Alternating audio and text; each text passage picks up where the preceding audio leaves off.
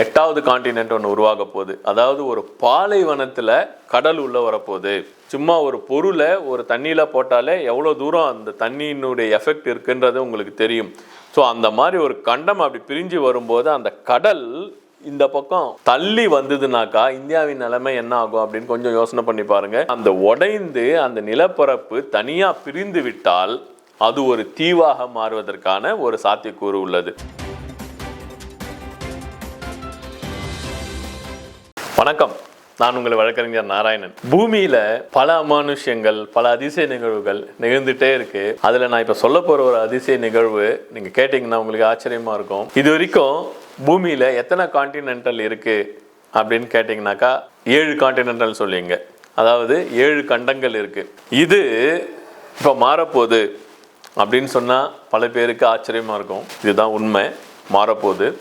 8வது கான்டினென்ட் ஒன்று உருவாக போகுது. அதாவது ஒரு பாலைவனத்தில் கடல் உள்ள வரப்போகுது. பாலைவனம் குளிர் இருக்கின்ற ஒரு பிரதேசமாக மாறப்போகின்றது அப்படின்னு சொன்னால் உங்களுக்கு ரொம்ப ஆச்சரியமாக இருக்கும். பட் நிதர்சனமான இந்த உண்மை நடக்க போகுது.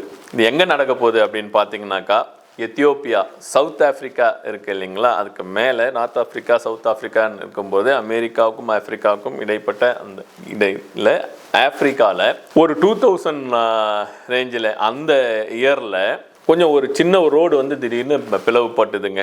அந்த ரோடு தானே பிளவுப்பட்டது, சரி ஏதோ எர்த்குவிக்கில் போகுது அப்படி இருக்கும் அப்படின்னு சொல்லிட்டு விஞ்ஞானிகள் கருதி அசால்ட்டாக விட்டுட்டாங்க. ஆனால் போக போக போக போக அந்த வால்யூம் வந்து விரிஞ்சிக்கிட்டே போகுது.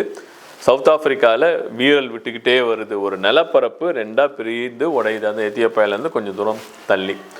அப்படி அந்த உடைந்து அந்த நிலப்பரப்பு தனியாக பிரிந்து விட்டால் அது ஒரு தீவாக மாறுவதற்கான ஒரு சாத்தியக்கூறு உள்ளது. அதாவது இந்த பக்கம் இந்திய பெருங்கடல் இந்தியா இருக்குது. நீங்கள் மேப்பில் இருந்து பார்த்தீங்கன்னாக்கா ரைட்டில் இந்தியா இருக்குன்னா அதுலேருந்து கொஞ்சம் தூரம் பார்த்தீங்கன்னா சவுத் ஆஃப்ரிக்கா இருக்கும். ஆஃப்ரிக்காவிலேருந்து அது பிரிஞ்சு வந்ததுனாக்கா நடுவில் அந்த கடலில் வந்து ஒரு தீவாக மாறக்கூடிய ஒரு சாத்தியக்கூறு இருக்கின்றது. இதனால் நிலப்பரப்பு என்ன ஆகும், அங்கேருந்து வரும்போது சும்மா ஒரு பொருளை ஒரு தண்ணியில் போட்டாலே எவ்வளோ தூரம் அந்த தண்ணியினுடைய எஃபெக்ட் இருக்குன்றது உங்களுக்கு தெரியும்.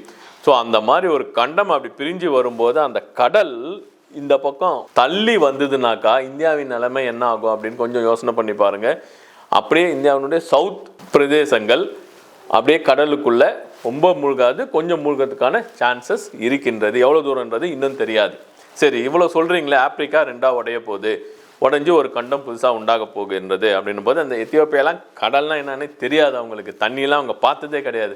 அந்த மாதிரி இருக்கல வந்து இந்த இந்திய பெருங்கடல், அந்த பசிபிக் பெருங்கடல் இது உடைஞ்சி வரும்போது தனியாக பிரியும்போது அது உள்ள கடல் வந்துடும். அப்போ அந்த நிலப்பரப்பு இருக்குது பாருங்கள், அது எந்த மாதிரி மாறப்போகுதுன்றது யாருக்குமே இன்னும் கணிக்க முடியாத ஒரு சுச்சுவேஷனில் இருக்கிறாங்க. அது பனி பிரதேசமாக மாறிவிடுமா, இல்லை பழையபடி வெயிலில் எப்படி இருக்கோ ஆஃப்ரிக்கா அதே மாதிரி தான் இதுவும் இருக்க போதா, இல்லை ஒரு நல்ல வளமான பூமியாக மாறப்போதா. ஏன்னா தனியாக வந்து அந்த தண்ணியெல்லாம் மாறி அந்த நிலப்பரப்புக்குள்ளே இருக்கின்ற தண்ணி இழுத்து மழை கிழ பெய்யும்போது உள்ளே போய் எப்படி அதனுடைய இது சுச்சுவேஷன் மாறப்போகுதுங்கிறது இன்னும் யாரும் கணிக்க முடியாமல் இருக்கின்றது.